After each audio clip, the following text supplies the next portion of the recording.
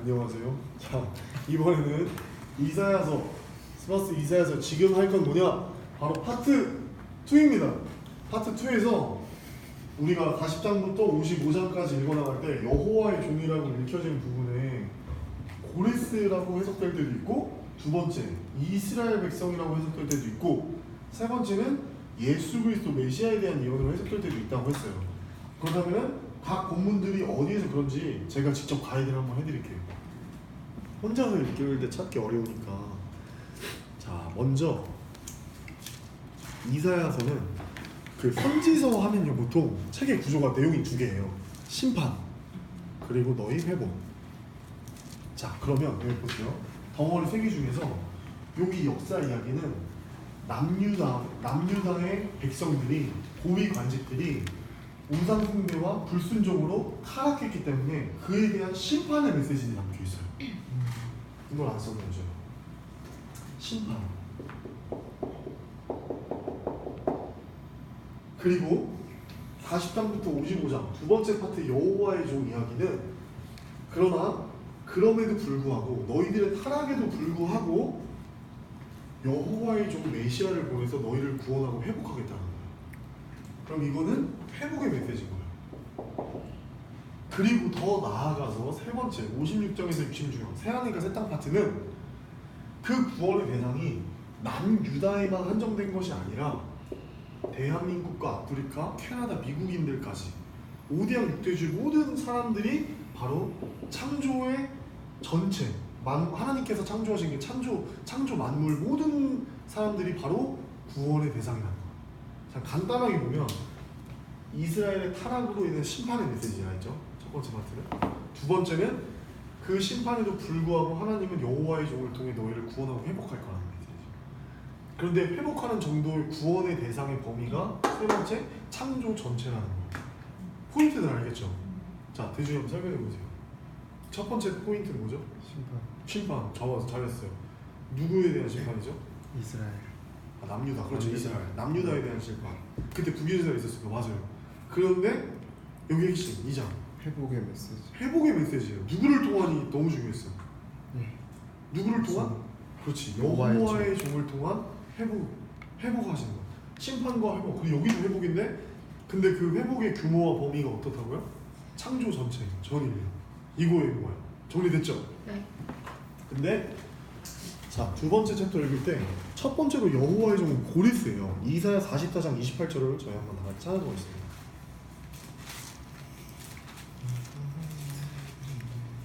이사야서 44장 28절입니다.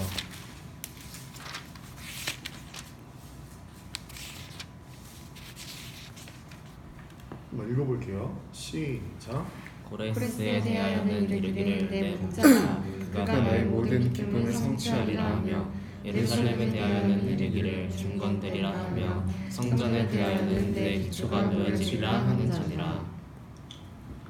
자, 이사야서에서 고레스라는 말이 딱 두 번 나와요. 44장 지금 28절, 44장 맨 마지막 절이랑 여러분 45장 1절도 한번 볼래요? 또 고레스가 나와요. 이사야서 전체 딱 두 번 나오는데 여기 이렇게 앞뒤로 나와요. 한번 45장 1절도 한번 읽어볼게요. 시작. 여호와께서 그의 기름 부음을 받은 고레스에게 이같이 말하시되, 내가 그의 오른손을 붙들고 그 앞에 열국을 홍복하게 하며, 내가 왕들의 허리를 풀어 그 앞에 문들을 열고 성문들이 닫히지 못하게 하리라. 네. 이사야서를 읽어보면 여호와의 종이라는 단어가 나와요. 그때 역사적으로는 첫 번째 이 여호와의 종이 고레스로 언약이 성취됐어요. 이 고레스는 누구냐면, 처음 봐주실래요? 아까 여기 보면 이제 안 지웠어. 다행이다. 아수르 제국 있었죠. 그리고 바벨론 제국 있었죠. 근데 바벨론 제국 다음에 오는 제국이 바로 페르시아 제국이에요. 바벨론을 무너뜨린 페르시아 제국의 첫 번째 왕, 그 사람이 바로 고레스예요. 근데 이 고레스가 나중에 이 다니엘이 이 이사야서의 책을 고레스에게 준 것을 보고 고레스가 깨달아요. 뭘 깨닫냐면, 와, 내가 잘나서 내가 힘이 세가지고 이 고대 근동을 다 제패한 줄 알았는데 내 힘으로 한 게 아니라, 여기 보니까 내가 심지어 태어나기 지금 이게 BC 690년경이에요. 이 당시 역사는. 그러면 지금 페르시아 제국은 훨씬 뒤거든. 몇백 년 전에 내가 태어나지도 않았는데 나의 이름을 알고 내가 고대 근동을 다스릴 것을 예언한 신이 있다고? 이분이 바로 여호와 참신이구나라고 하나님을 경외하는 마음이 생겨. 그리고 이 성경 구절을 읽고 바벨론 70년 포로에 있었던 그 유다 백성에게 조서를 내려서 예루살렘으로 돌아가게 한 첫 번째 왕이 바로 고레스입니다.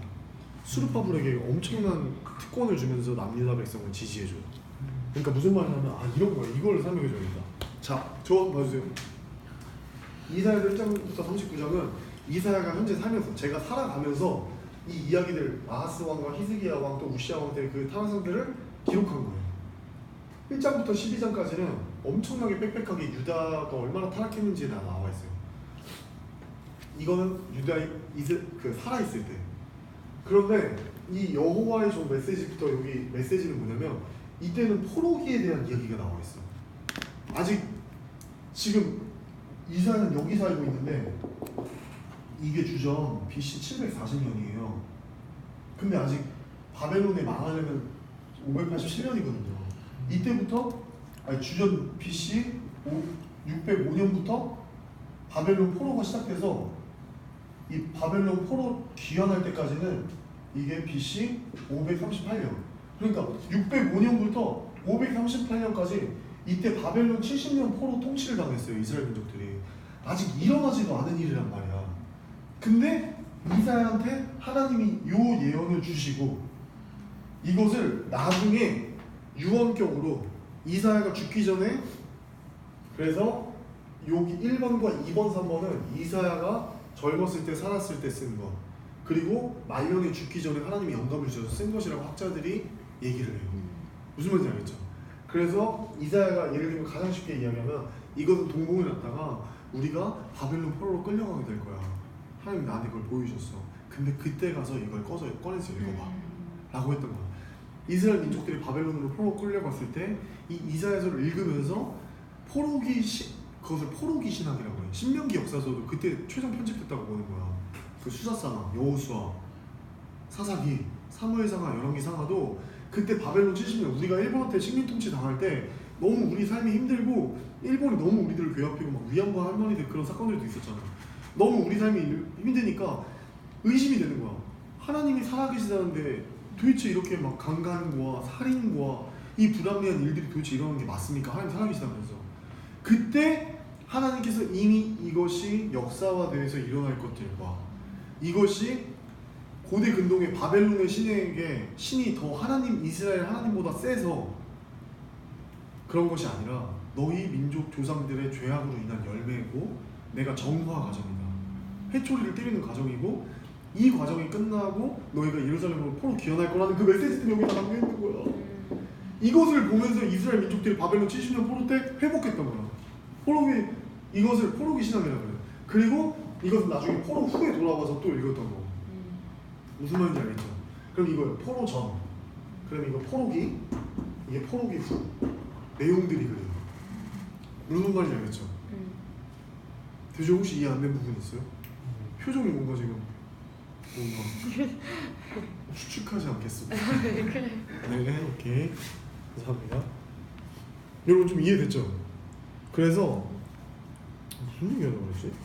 고레스 얘기하다가 고레스가 페르시안인데 이게 나중에 이제 이렇게 되고 이거 한 번만 얘기해주면 좀 꿀잼일 것 같은데 한 번 얘기를 도와줄게요. 이거 지도를 그려야 돼. 지도를 그려야 지금 이게 뭔 말인지를 알지.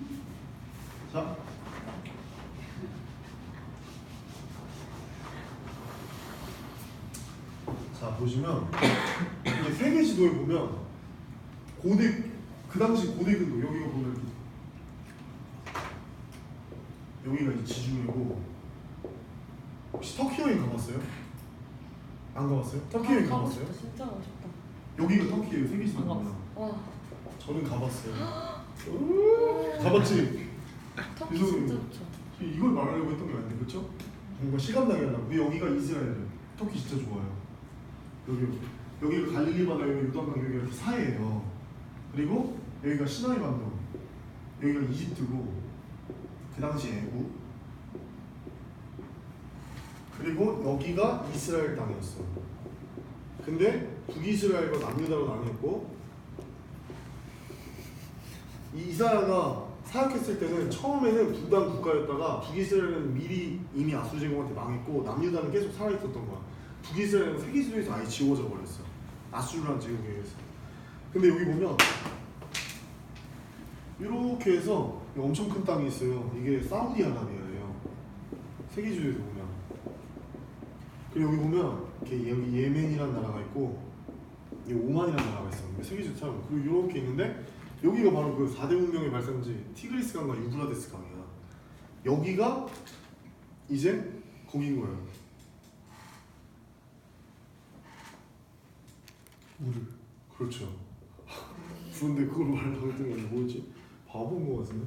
자, 여기가 고대 근동이 뭐냐면 여기 이쪽은 유럽이에요, 여러분. 그리고 이쪽은 아프리카입니다. 그리고 이쪽은 아시아예요. 제국들은 바로 그 모든 유럽과 아프리카와 아시아를 장악하기 위한 그 요새가 바로 이 팔레스타인 지역이었어요.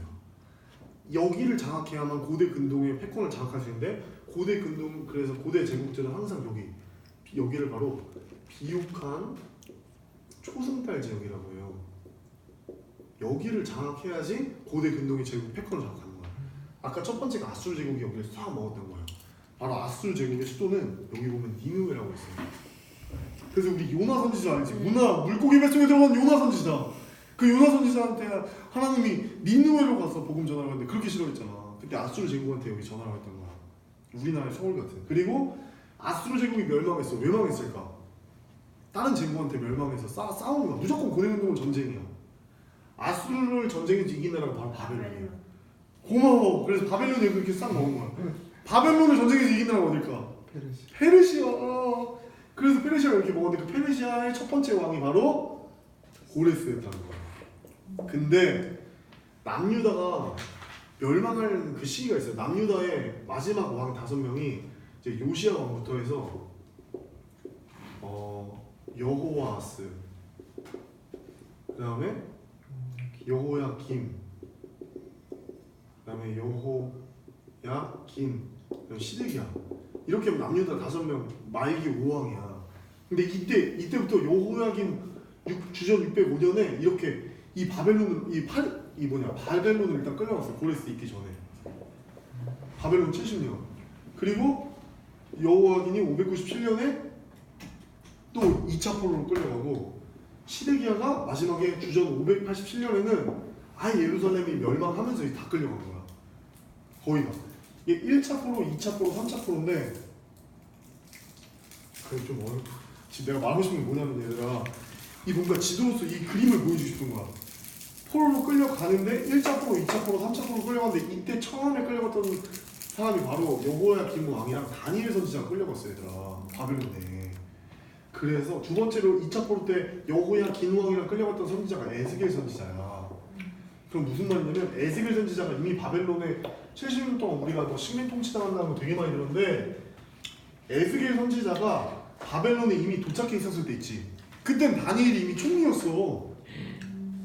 그게 뭔 말인지 알겠지? 느낌 오지? 지도로 보니까 일본에 에스겔이 끌려갔을 땐 이미 일본 왔는데 우리나라 민족이 있어. 대한민국 사람이 완전 총리가 돼가지고 이 일본을 다스리고 있는 거야. 식민 통치 당하고 있네. 8년 만에요? 그렇지. 똑똑해서. 제가 잘 봐. 재밌지? 자, 그 다음에 세 번째로 끌려갔던 선지자가 이제 그 시드기야가 끌려가면서 이사야는 이때 죽죠. 누구한테 죽었다고 나오면 므낫세 왕한테 이사야의 순교기라는 그 유대 전승이 있어요.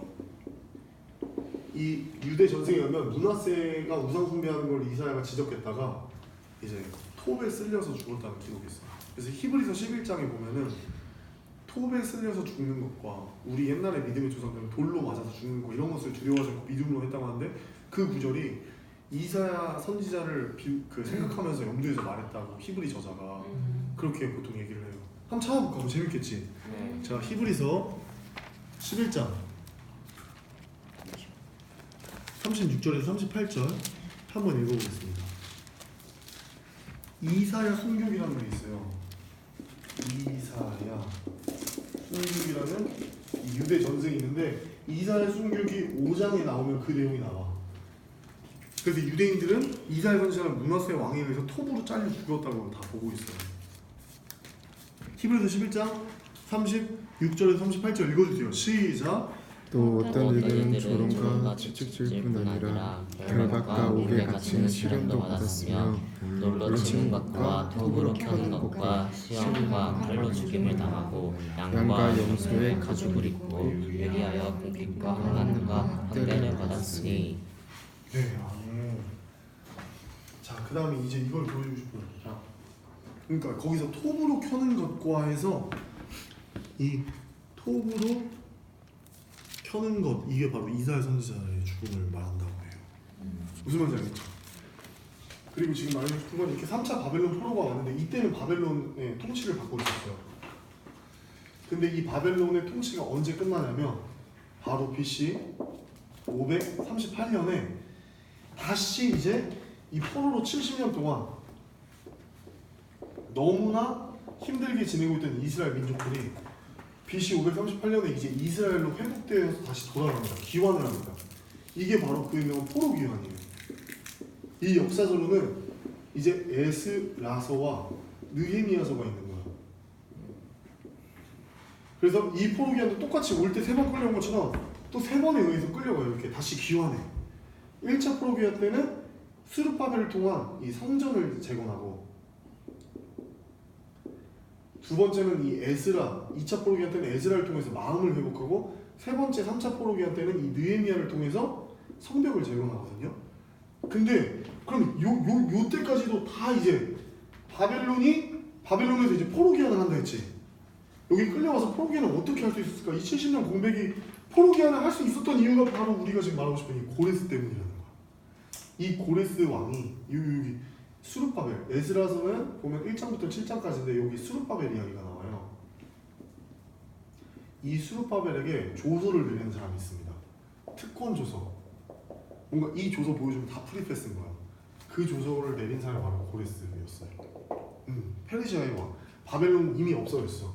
페르시아라는 제국이 고레스 1대 왕이 바벨론을 무너뜨리고 제국을 하면서, 와, 지금 이사야서 44장과 45장 이 말씀을 그래서 누가 줬다고 생각하는 거, 다니엘이 줬다고 생각하는 거야. 학자들이. 고위 관리층이니까. 다니엘은 고위 관리층을 맡았고 에스겔은 유다의 바벨론으로 포로로 끌려온 남유다의 장로들을 맡았었어요. 신앙인들, 장로들이 이제 우리 어떻게 해야 됩니까? 바벨론에 평생 끌리니까 예루살렘 하나님의 영광을 다 회복될 수 없는 겁니까? 이렇게 질문할 때 에스겔은 그것에 대해서 환상을 보고 해석해줬어요. 백성을 맡았고 이제 다니엘은 리더를 맡았고. 근데 여기에서 어떤 책들이 베스트셀러로 읽혀졌다고? 신명기 역사서와 이사야서 파트 2와 파트 3. 무슨 말인지 알겠죠? 감사합니다. 이거 어려웠죠? 이해됐나 이거? 네, 대충. 오케이. 완벽하게 안 됐지만 어쨌든 제가 너무 많은 얘기를 해가지고 그래요. 근데 여러분 중요한 건 뭐냐면 이사야서에 대한 그래도 엄청 골격이 잡혔을 거야, 그렇죠? 그리고 그 이사야서 같은 66장으로 되어 있지만 같은 시간에 바로 다 쓰인 게 아니라 시간에 어떤 공백이 있다. 여러분 사실 이 얘기는 제가 안 하려고 했는데 그 이사야서를 그 성경을 바라볼 때요, 성경을 하나님의 말씀인 경전으로 보는 사람들 말고 신학자들이 다 하나님 크리스찬이 아니에요. 어떤 신학자는 심지어 자기 크리스찬이라고 하면서 비평주의적으로 이 성경을 분석합니다. 자료 비평적으로. 그 비평주의적 전통에서는, 그 견해 입장에서는 이사야 3서를 주장해요. 이사야가 3명이었다 최소, 이런 구조에 의해서. 다르다. 이거 봐라, 이게 뭐 똑같냐 이러면서. 이사야 1이 있었고 이사야 불리는 두 번째 사람이 있었고 세 번째 사람이 있었다. 저는 그 의견에 동의하지 않기 때문에 복음주의적 교회의 전통대로 지금 여러분의 성경을 가르치는 거예요. 네. 알겠죠? 네. 가겠습니다. 어디까지 하고 있었죠? 고레스. 첫 번 지금 하고 있던 건 그거였어요. 맥락이 파트 2에서 여호와의 종이 3개로 해석된다고 했는데 첫 번째는 고레스가 그 역할을 했었고, 여호와의 종. 왜냐면 왜 했을까? 설명. 이스라엘 민족을 포로에서 풀어줬잖아. 그러니까 이제 회복의 역할을 했다는 거예요, 여호와의 종. 두 번째는 이스라엘 백성들인 거야. 이스라엘 백성들이 여호와의 종으로서 이제 그 일들을 감당했어야 되는데, 자, 이사야 42장 19절 한번. 찾아볼게요. 42장 19절.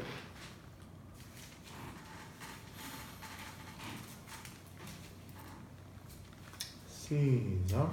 내 일이 누구냐 내 종이 아니냐 누가 내게 네. 내 사자같이 얻는 자겠느냐 누가 누가 내게 내게 충성된 충성된 자같이 자같이 맹인이겠느냐? 맹인이겠느냐 누가 여호와의 종같이 맹인이겠느냐? 여기서 여호와의 종은 여호와의 종 이스라엘은 유일한 구원자이신 여호와의 새 일을 증언할 여호와의 증인입니다. 오 이단이 아니에요. 여호와의 종 이사야 43장 10절에서 12절 한번 또 찾아볼게요. 이사야 43장 한 장 넘겨서 10절에서 12절 시작. 나 여호와가 말하노라 너희는 나의 증인 나의 종으로 택함을 입었나니 이는 너희가 나를 알고 믿으며 내가 그인 줄 깨닫게 하려 함이라. 나의 전에 지은 바는 신이 없느니라. 나의 후에도 없으리라. 나 곧 나는 여호와라. 나 외에 구원자가 없느니라. 내가 알려주었으며 구원하였으며 보였고 너희 중에 다른 신이 없었나니 그러므로 너희는 나의 증인이요 나는 여호와이니라. 여호와의 말씀이니라. 네. 아멘. 두 번째 여호와의 종은 바로 이스라엘. 여호와께서 새 일을 하신다고 말씀하셨는데 이사야서에서 그것을 증언할 여호와의 증인이 바로 이스라엘 백성들입니다. 자, 세 번째 여호와의 종은 메시아로서 오실 예수 그리스도입니다. 선지서 이사야는 다윗의 자손으로 오실 메시아를 여호와의 종이라고 하는데요. 곧 예수 그리스도를 말하는 거예요. 특히 예수님에 대한 여호와의 종의 노래를 통해서 4번이나 메시아를 소개해요. 첫 번째 여호와의 종 노래는 이사야 42장 찾아보겠습니다. 42장 1절에서 4절입니다. 네. 다 같이 읽어볼게요. 시작. 내가 붙드는 나의 종 내 마음에 기뻐하는 자 곧 내가 택한 사람을 보라. 내가 나의 영을 그에게 주었은즉 그가 이방의 정의를 베풀리라.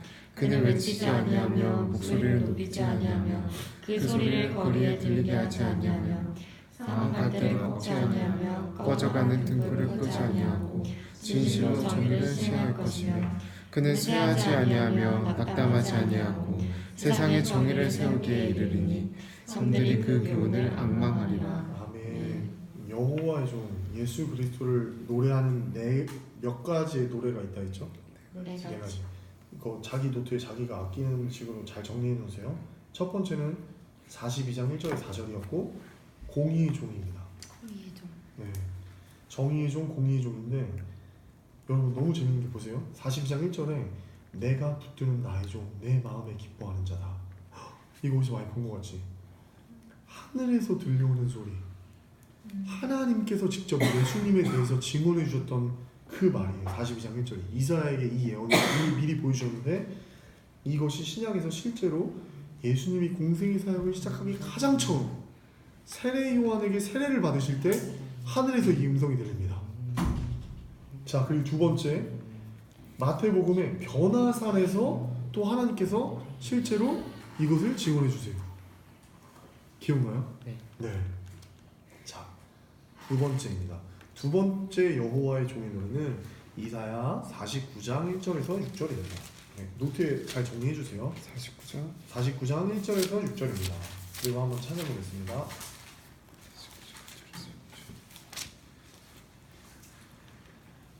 이 두 번째 여호와의 종의 노래는 메시아를 선교의 종으로 소개를 합니다. 여호와의 종 메시아는 땅끝까지 선교하시는 종입니다. 자, 우리가 한번 49장 1절부터 6절까지 한번 좀 길지만 읽어보겠습니다. 너무 중요한 말씀입니다. 시작. 손들아 내게 들으라. 온곳 백성들아 귀를 기울이라.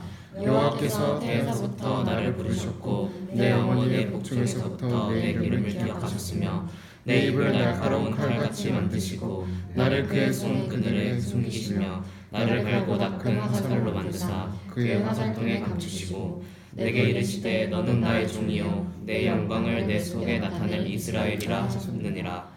그러나 나는 말하기를 내가 헛되이 수고하였으며 무익하게 공연히 내 힘을 다하였다 하였도다. 참으로 나에 대한 판단이 여호와께 있고 나의 보응이 나의 하나님께 있느니라. 이제 여호와께서 말씀하시나니 그는 태에서부터 나를 그의 종으로 지으신 이시요 야곱을 그에게로 돌아오게 하시는 이시니 이스라엘이 그에게로 모이는도다. 그러므로 내가 여호와 보시기에 영화롭게 되었으며 나의 하나님은 나의 힘이 되셨도다. 그가 이르시되 내가 나의 종이 되어 야곱의 지파들을 일으키며 이스라엘 중에 보존된 자를 돌아오게 할 것은 매우 쉬운 일이라. 내가 또 너를 이방의 빛으로 삼아 나의 구원을 베풀어서 땅끝까지 하리라. 아멘. 마지막에 6절에 하반절에 내가 또 너를 예수님을 이방의 빛으로 삼아서 나의 구원을 베풀어서 땅끝까지 이르게 할 거다. 구원의 대상이 대한민국 사람까지 이방인이라고. 예수님은 성령님을 통해서 땅끝까지 이방인들에게 복음을 전하시는데 이 이사야서 49장 6절 말씀은 사도행전 13장 47절에 성취가 됩니다. 사도 바울이 1차, 2차, 3차 선교여행을 떠나면서 이방의 전도 여행을 나가게 되죠. 이 구약의 말씀들이 신약에서 다 하나하나 성취가 됩니다. 자, 세 번째 여호와의 종노래는 50장 4절에서 9절입니다. 이건 무슨 종? 이건 선교의 종. 제가 시간이 없어서 다 할 수는 없는데 여기 보면 아까도 5절 말씀에 보면 이스라엘이 그에게로 모인다고 했어요. 너무나 심장이 사실 벌렁거리는 말씀입니다. 왜냐면은 저기 세계지도 보면 북이스라엘과 남유다로 분단이 됐었는데 하나님께서는 그러니까 그 유대 민족들은 자기들의 혈통을 굉장히 중요하게 생각합니다. 근데 아수르 제국의 강제 이주 정책으로 인해서 스불론 지파와 납달리 지파의 그 혼혈이 아니라 그 정통적 혈통이 다 깨져버렸어요. 그래서 그 스불론 지파와 납달리 지파에 있었던 북이스라엘 사마리아로 예수님께서 다시 찾아오셔서 가장 첫 번째로 하시는 말씀이 예배에 대한 회복입니다. 그 사마리아 여인을 통해서. 그리고 여기서 말씀하시는 이스라엘이 그에게로 모인다는 것은 마태복음의 이제 말씀들을 다 찾아보면 마태복음 4장에 25절에 이런 말이 나와요. 5개의 지명이 나와요.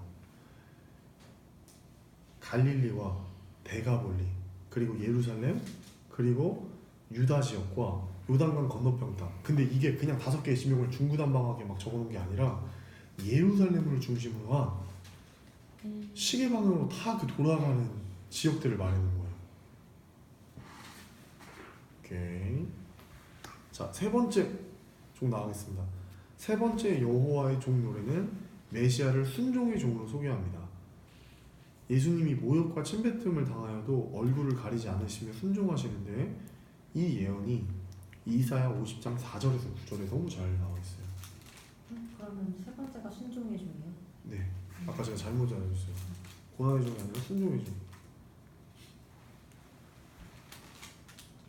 4절에서 9절인데요.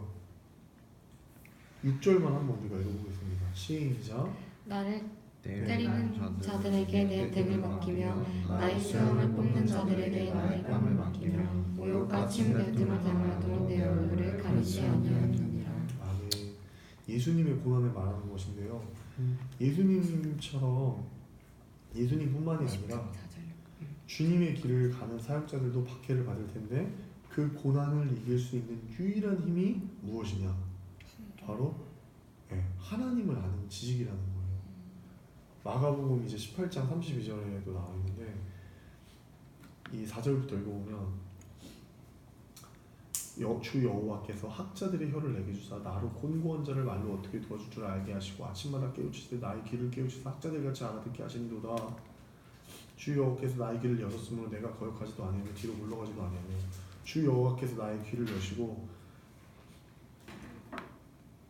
하나님에 대해서 알게 하는 그 지식, 하나님에 대한 이 지식은 그때 호세아서 공부할 때 저희가 그 어떤 연도 배우는 지식이 아니라고 했죠. 호세아서에서 말하는 지식은 히브리어로 야다라는 동사인데 부부가 서로 깊이 아는 그 친밀함을 말하는 거예요. 그러니까 내가 하나님과 정말 친밀한 교제를 할 때. 그리고 네 번째는 여호와의 종노래 52장 13절에서 53장 12절까지로 넘어가요. 52장 12절에서 시작해서 53장 12절까지.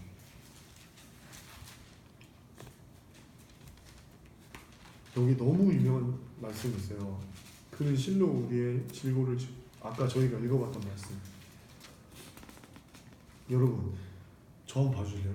저희 다 알잖아요. 예수님 그 패션 오브 크라이스트 영화 보셨죠?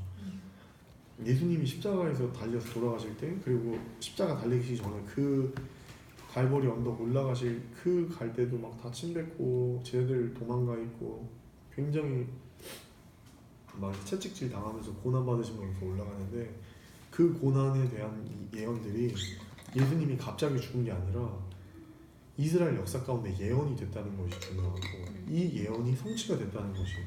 그리고 예수님이 이것은 미련한 방법이 아니라 하나님의 지혜였다는 거야. 십자가 사건은요, 하나님의 전능함과 인간의 무능함이 완전히 딱 이제 무익함이 겹친 딱 그 사건이에요. 왜냐하면 유대인들이요, 예수님 사이비 이단이라고 했어요. 그래서 유대인들이요, 원래 6월절 명절 때는 그 행사를 안 치르려고 했어요. 근데 왜 십자가에만 유대인들이 죽였어야 됐을까요? 사실 유대인들은 여러 가지 방법으로 예수님을 죽일 수 있었어요. 돌로 쳐서 죽일 수도 있었고, 칼을 가지고 자객으로 음모를 죽일 수도 있었고, 근데 유대인들은 철저하게 의도적으로 십자가에 달려서 죽게 합니다. 이스라엘 민족이 보는데. 왜냐하면 이스라엘 민족들이 중요하게 생각하는 토라, 그 율법을 늘 주야로 외우고 어린아이는 암송을 시키는데, 그 모세오경의 결론격인 신명기에 가보면 나무에 달려서 죽는 자는 저주받은, 하나님의 저주를 받은 사람이라는 말씀이 있어요. 무슨 말이냐면 이스라엘 민족들은 나무에 달려서 십자가에서 사람이 죽잖아요. 그럼 그 사람은 100% 어떻게 해석하냐, 와, 도대체 어떤 죄를 지은 거지? 하나님께 저주받았구나. 나무에 달려 죽었다면 저거는 완전 빼박이야. 저 사람 진짜 뭔가 잘못한 거야. 하나님의 저주가 임했다. 이 유대인들은 이 사고가 뿌리 깊이 박혀 있었어요. 그러니까 유대인들은 그것을 잘 알아서 예수 그리스도가 나무에 달려서 죽으면 하나님의 아들이라고 자처했던 그가 하나님의 저주를 받는 사람. 이거 역사 이야기를 이제 신대원에서 배웠는데 너무 재밌더라고. 유대인들은요, 나무에 달려서 죽지 않기 위해서 성 하나가 포위되고 거기 모든 서기관들과 제사장들이 다 있었는데, 그 이방인들이 성을 둘러싸고 한 명, 거기 성 안에 있던 한 아군을 뽑아냈어. 그래서 고문을 하면서 성문 열라고 하는 거야. 그래서 절대 안 열었어. 근데 투서를 편지를 보내. 내일 너희가 이 시간까지 문을 열지 않으면 나무에 달아서 이 왕을 죽이겠다. 이 사람 죽이겠다. 그러니까 회의가 벌어지는 거야. 우리 유대 민족이 아무리 해도 나무에 달려서 우리 유대 민족이 죽게 할 사람을 만들 수는 없다. 이것은 하나님의 저주를 받는 거야. 그러니까 유대인은 나무에 달려서 그 저주를 받는 그 명예를 잃기가 싫은 거야, 죽기보다. 왜냐면 나무에 달려 죽는 건 하나님이 우리를 버리신 걸로 해석해 버리거든. 그러니까 유대인들은 철저하게 십자가에서 예수 그리스도가 달려서 죽게 했는데, 그 인간의 참 가장 높은 지혜라고 생각했던 것이 무익함이라는 게, 하나님의 그 비밀과 지혜라는 것이 고린도전서 1장과 2장에 너무 잘 나와 있어요. 이 십자가의 도가 미련한 것처럼 보이지만 승리였던 거야. 이사야서에도 보면은 하나님께서 높은 자들의, 교만한 자들의 귀와 눈을 다 막으신다고 했어요. 그리고 어린 아이들에게 그들에게 비밀을 여시고 역사를 이뤄 가시는데, 미련한 방법으로, 그러니까 기독교가 그 십자가에서 다 실패한 것 같았지만, 끝나고 제자들 다 뿔뿔이 흩어진 것 같았지만, 예수님께서 부활하세요. 3일 만에. 그것도 예언대로 언약을 성취하시고, 그때부터 지금 설명할 수 없는 일들이 일어나는데 12제자가 너무 많이 변해.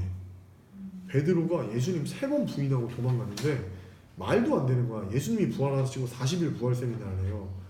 근데 그 베드로가 십자가에 거꾸로서 순교하기 전까지 목에 칼이 들어와도 입에서 나오는 말이 예수님이 진짜 하나님의 아들이었다는 거야.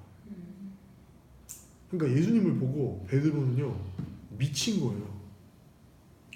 겁쟁이였는데, 여러분, 사람의 성품이 단숨에 바뀔 수가 없어. 근데 막 베드로가 끝까지 막 그 사람들 올 때 막 칼로 귀 막 자르고 막 이러면서 예수님 보호하려고 했다가 끌려가면서 막 다 도망가고 했던 그 베드로가 예수님, 부활하신 예수님 만나니까 미친 거야. 이거 진짜구나. 그리고 심지어 예수님이 두 눈으로 하늘을 올려지는 것까지 보고, 마지막 40일 부활 세미나도 예수님께서 공생의 사역 시작하시기 맨 처음에 하셨던 회개하라 천국이 가까이 왔느니라, 하나님의 나라가 가까이 왔다는 하나님 나라의 복음을 부활 세미나, 40일 세미나, 마지막에도 부활하시기 전에 하나님 나라에 관한 이야기.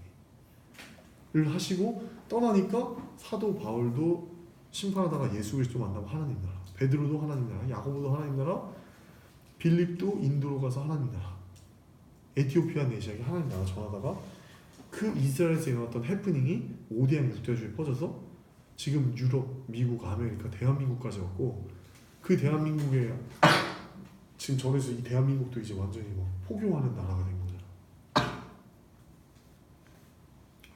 아멘. 자, 오늘 저희는 이사야서 오늘 여기서 마치도록 할게요. 이 네 가지 여호와의 종 알려줬는데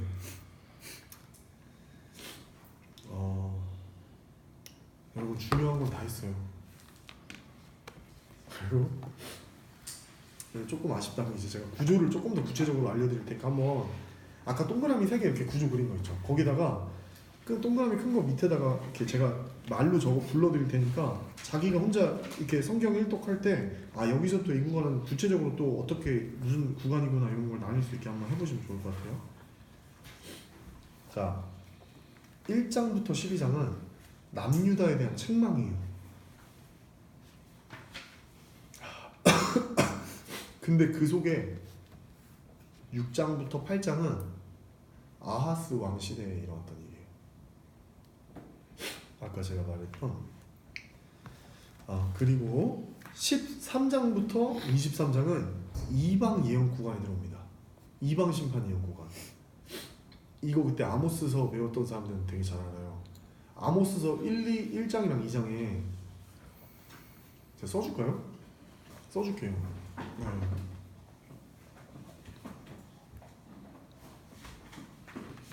이거 쓰도록 하겠습니다.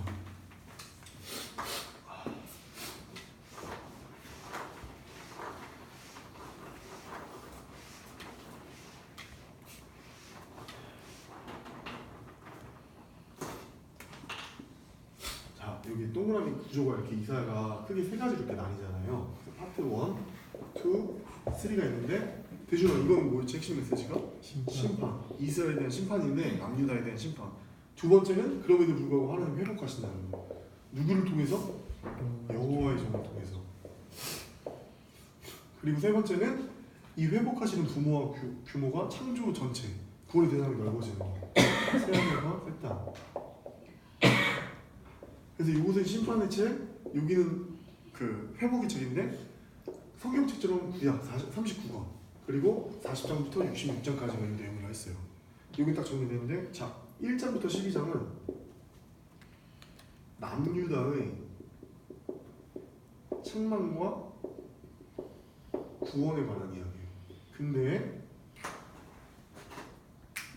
여기 6장에서 8장이 아하스 왕 때 시대 이야기예요. 자, 그리고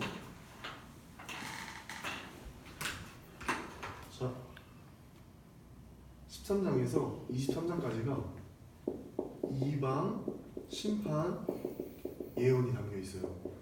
이거는 사렘겔 암스, 사렘겔 암스 이 선지서 17권 중에 5권에 이방 심판 예언 구간이 담겨 있어요.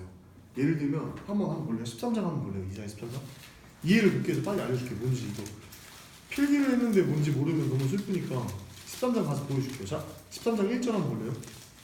아모스의 아들 이사야가 바벨론에 대하여 받은 경고라. 자 13장과 14장은 두 장으로 나눠져 있지만 두 장이 아니라 하나의 쪽문서였어요. 바벨론에 대한 심판. 자 그 다음에 여러분 14장 보세요. 표제어가 없죠. 이 13장 1절은 표제어예요. 바벨론에 대하여 받은 경고라. 근데 14장에는 표제어가 없어. 자 그럼 재밌게 15장 한번 가볼래요? 모압에 관한 경고라 써있죠. 자 15장과 16장은 모압에 대한 심판 이야기예요. 그리고 자 보세요. 17장 한번 가볼래요? 다메섹에 관한 경고라. 다메섹에 대한 경고를 얘기하는 거예요. 아람의 수도. 자 그러면 18장은 뭐라고 나와있죠? 1장? 구스. 구스는 에티오피아란 말이에요. 자 여기 보면 제가 세계수를 다 보면 이렇게 이스라엘에 있으면 다메섹은 여기 있어요. 아람의 수도였어. 아람 국가에 대한 이방 국가를 얘기하는 거예요. 이스라엘 그 남유다를 둘러싼 이방 민족들이 막 이렇게 있거든요. 이 이방 민족들에 대한 심판이 이사야서 13장부터 23장까지 담겨 있다는 거예요. 그렇게 해서 이제 체크를 해보면서 그 1절에 표제어가 없으면은 아 앞장과 하나의 쪽문서였구나. 그리고 그 쪽문서에 이방 그 심판 대상이 있구나. 요 구간을 말하는 거예요. 이해됐죠? 네. 그러니까 여러분 근데 이 가이드가 왜 중요하냐면 성경 읽을 때 우리는 보통 이렇게 읽잖아요. 가이드가 없으면 다 하나님의 말씀이니까 오늘 하나님께 나에게 어떤 말씀을 해줄까 너무 맥락이 없는데 이런 이방 심판 예언하는 건데 하나님의 말씀을 좀 더 배경 지식 안에서 우리가 받을 수 있는 거야. 어떤 문맥에서 역사적 상황에서 일어나는지. 14장은 자, 이 24장부터 27장은 묵시록이에요.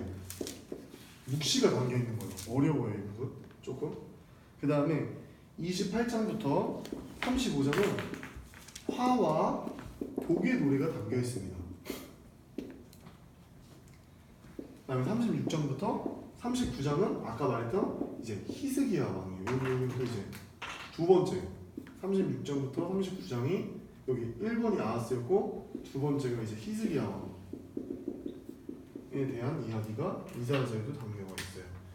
그리고 이제 39장에서 딱 끝나서 40장으로 넘어오면 40 중요한 거 42장에서는 공의의 하나님, 정의의 하나님 49장에서는 선교의 종으로 오신 메시아 여호와의 종 50장에서는 순종 53장에서는 고난 그리고 이 마지막 파트 3에서는 이 50 처음에 이제 60장부터 62장이 중요한데 여기가 바로 시온의 회복과 영광을 이제 예언되어 있어요. 이게 뭔 말이냐면 시온은 예루살렘을 말해요, 여러분. 아까 예루살렘 성전 다 파괴됐자 했잖아요. 그 예루살렘 임재하셨던 하나님의 영광이 회복되고 그 영광이 다시 찾아올 것이라는 예언이 담겨 있는 거예요. 60장, 62장, 3장, 60, 61, 62. 그다음에 63장부터 64장은 이사야의 중보기도가 담겨 있습니다. 이사야가 어떻게 중보기도했는지 궁금하면 여기 읽어보면 되겠죠. 그리고 65장부터 66장까지는 새 하늘과 새 땅에 관한 이야기가 담겨 있습니다. 그러면 자 이제 이사야서의 모든 강해가 다 끝났어요. 성경을 일독하고 이제 묵상하실 때 도움이 됐으면 좋겠고 이거 이제 노트에 잘 정리해 두셨다가 목사님 설교 말씀이나 이렇게 나오면 또 이제 어느 위치에 그러면 목사님 예를 들면 오늘 49장입니다. 그럼 아 전체 여기 중에 여기 오늘 뽑아서 설교하시는 거야 궁금하다 무슨 얘기 하시지? 이렇게 들으면 좋을 것 같아요. 자, 제가 기도하고 마치겠습니다.